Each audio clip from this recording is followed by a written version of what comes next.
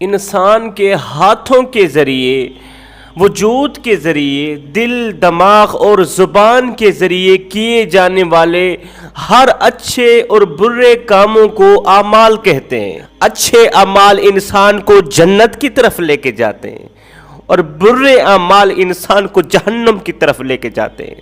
حضرت مولانا جلال الدین رومی رحمۃ اللہ تعالی علیہ، آپ ایک دن عورتوں کو واعظ و نصیحت کر رہے تھے، درس اخلاق دے رہے تھے، اللہ کا پیغام سنا رہے تھے۔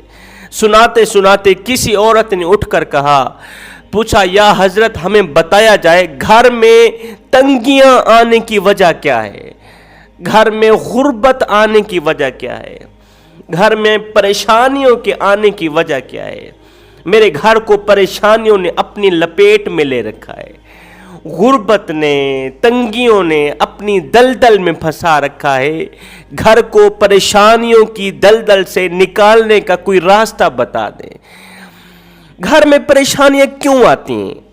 گھر میں تنگیاں کیوں آتی ہیں؟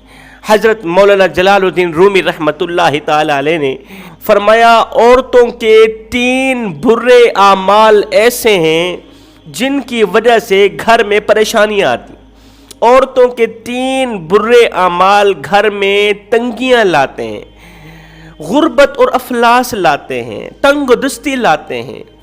عورتوں کے 3 گناہ ایسے ہیں جو گھر کو تباہی کی طرف لے کے جاتے ہیں۔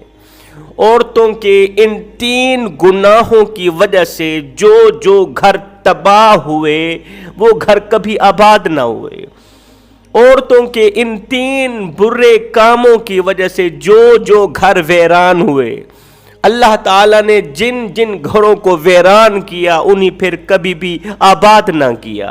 عورتوں نے پوچھا، یا حضرت آخر وہ کون سے 3 برے اعمال ہیں، وہ کون سے 3 برے کام ہیں جو گھر میں تنگیاں لاتے ہیں، پریشانیاں لاتے ہیں، گھر میں رہنے والے ہر ایک انسان کی زندگی اجیرن بنا دیتے ہیں؟ تو حضرت مولانا جلال الدین رومی رحمۃ اللہ تعالی علیہ نے فرمایا پہلا برا کام، پہلا گناہ، گھر میں رہنے والے کسی بھی بوڑھے انسان کی آنکھوں سے آنسو نکالنا، مطلب اپنی بوڑھی ماں کی آنکھوں سے آنسو نکالنا، بوڑھے باپ کو رلانا، بوڑھے باپ کو ہاتھوں کے ذریعے، زبان کے ذریعے طرح طرح کی اذیتیں دینا، طرح طرح کی تکلیفیں دینا، بوڑھی ماں کو ہاتھوں کے ذریعے، زبان کے ذریعے، کلام کے ذریعے، باتوں کے ذریعے بوڑھی ماں کی آنکھوں سے آنسو نکالنا، اس کا دل دکھانا۔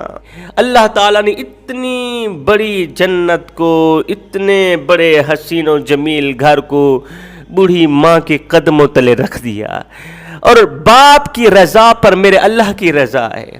ایک تو تم جنت میں نہیں جا سکو گے، دوسرا اللہ تم پر راضی بھی نہیں ہوگا۔ جب راضی نہیں ہوگا جنت میں کیسے بھیجے گا؟ جنت اگر ماں کی ہے تو جنت کا دروازہ باپ کا ہے، باپ کی رضا پر میرے اللہ کی رضا ہے، اور اللہ کی رضا پر ہی جنت کا تمہارے لیے دروازہ کھلے گا۔ حضرت علی رضی اللہ تعالیٰ عنہ فرماتے ہیں جس گھر میں بوڑھے ماں باپ، بوڑھے والدین نافرمان اولاد کی وجہ سے پریشان ہوں، نافرمان اولاد کی وجہ سے روتے ہوں، اس گھر میں کبھی بھی رحمت کے فرشتے نہیں آتے۔ وہ گھر تو ویسے ہی تباہ ہو گیا، برباد ہو گیا۔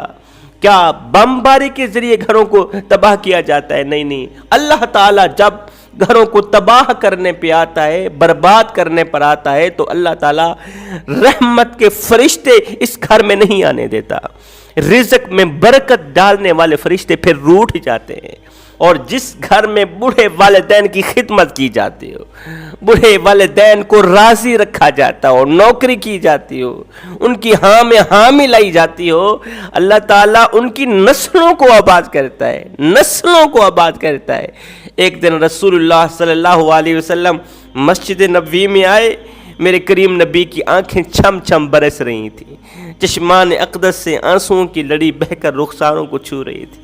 آقا کریم روتے چلے جا رہے تھے، کریم آقا روتے چلے جا رہے تھے۔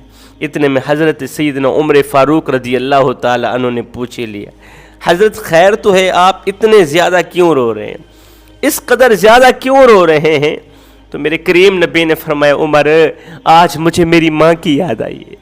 او صحابہ آج مجھے میری ماں کی یاد آئی۔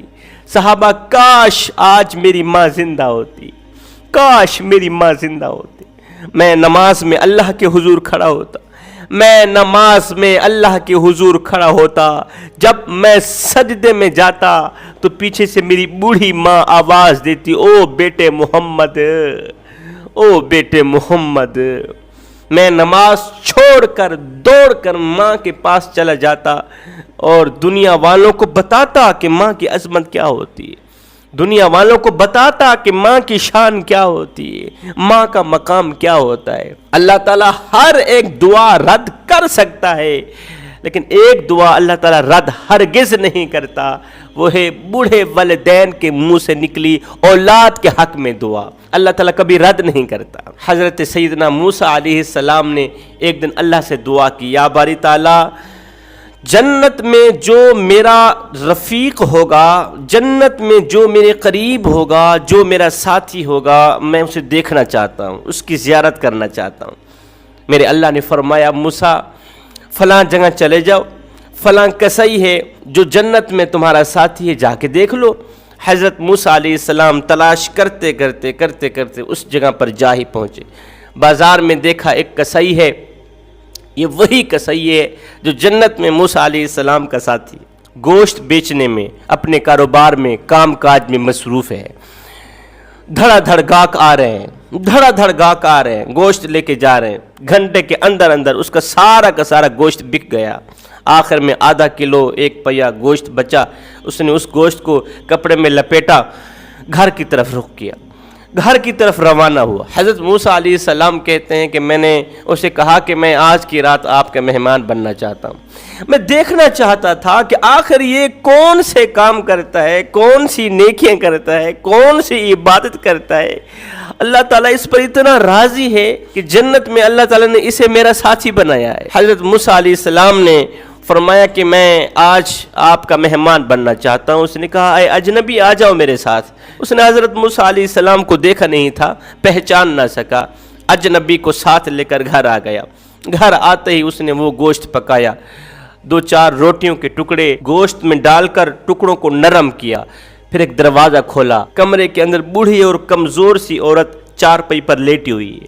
اس نے بسم اللہ پڑھتے ہوئے اس بوڑھی عورت کو سہارا دیا، اسے اپنے سہارے بٹھایا، اس کے ہاتھ دھلائے، اس کا منہ دھویا، اس کے بعد بسم اللہ پڑھتا گیا، عورت کے منہ میں روٹی کے نوالے ڈالتا گیا، روٹی کے لقمے ڈالتا گیا، ہر ایک لقمے پر وہ بسم اللہ الرحمن الرحیم ضرور پڑھتا تھا، ہر ایک لقمے پر وہ بسم اللہ ضرور پڑھتا تھا۔ جب بوڑھی عورت نے پیٹ بھر کر کھانا کھا لیا تو اس بوڑھی عورت نے اس نوجوان کے کان میں ایسا کچھ کہا کہ یہ نوجوان مسکرانے لگا۔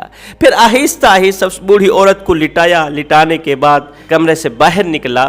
حضرت موسیٰ علیہ السلام کہتے ہیں میں تو پہلے سے ہی دیکھ رہا تھا یہ سارا منظر، اور یہ منظر ہی دیکھنے کے لیے تو آیا تھا۔ حضرت موسیٰ فرماتے ہیں میں نے اس سے پوچھ ہی لیا کہ یہ عورت کون ہے؟ کہا یہ میری ماں۔ اچھا اس نے تیرے کان میں کیا کہا اور تو کیوں مسکرایا؟ بوڑھی عورت نے تیرے کان میں کیا کہا اور تو کیوں مسکرایا؟ وجہ ہے کیا ہے؟ اس نے کہا یا حضرت صبح سویرے جاتا ہوں حلال روزی کمانے کے لیے، روزی کما کے جب شام کو گھر میں آتا ہوں اپنے ہاتھوں سے کھانا بناتا ہوں، اپنے ہاتھوں سے بوڑھی ماں کا چہرہ دھوتا ہوں، منہ دھوتا ہوں، ہاتھ دھوتا ہوں، اس کے کپڑے تبدیل کرتا ہوں، اس قدر نوکری کرتا ہوں۔ جب اسے پیٹ بھر کر کھانا کھلاتا ہوں نا تو بوڑھی ماں خوشی میں آ کے مجھے روزانہ دعائیں دیتی ہے کہ اللہ تعالیٰ تجھے جنت میں حضرت موسیٰ علیہ السلام کے ساتھ رکھے۔ روزانہ میرے کانوں میں کہتی ہے بیٹے او میری نوکری کرنے والے، میری خدمت کرنے والے، میری دعا ہے کہ اللہ تعالیٰ تجھے جنت میں حضرت موسیٰ علیہ السلام کے ساتھ رکھے۔ تو میں سن کر مسکرا پڑتا ہوں ماں موسیٰ کہاں، میں گنہگار کہاں، میں تو دنیا میں موسیٰ کی زیارت بھی نہ کر سکا، جنت میں رہنا تو دور کی بات، جنت میں اس کے قریب رہنا تو دور کی بات۔ یہ سن کر حضرت موسیٰ علیہ السلام مسکرا پڑے، فرمایا تمہیں بہت بہت مبارک ہو۔ جب میں نے دعا کی یا باری تعالیٰ میں جنت میں اپنے ساتھی کو دیکھنا چاہتا ہوں، تو میرے اللہ نے فرمایا جاؤ اس کسائی کے پاس جو بوڑھی ماں کی نوکری کرتا ہے، بوڑھی ماں کی خدمت کرتا ہے، اپنے منہ سے نوالے نکال کر بوڑھی ماں کے منہ میں ڈالتا ہے۔ فرمایا جس گھر میں نماز نہ پڑھی جاتی ہو، جس گھر میں اللہ اللہ نہ کیا جاتا ہو، جس میں حق سچ نہ بولا جاتا ہو، قرآن کی تلاوت کی جگہ لوگ رومانٹک ناول پڑھتے ہوں، یہ وہ گھر ہیں جہاں شیطان اپنا بستر بچھا دیتا ہے اور رحمت کے فرشتوں کو اس گھر میں داخل نہیں ہونے دیتا، رزق میں برکت ڈالنے والے فرشتوں کو اس گھر میں داخل نہیں ہونے دیتا۔ میں دعا کرتا ہوں اللہ تعالیٰ ہمیں اچھی نصیحتوں پر عمل کرنے کی توفیق عطا فرمائے، آمین ثم آمین، وما علینا الا البلاغ المبین۔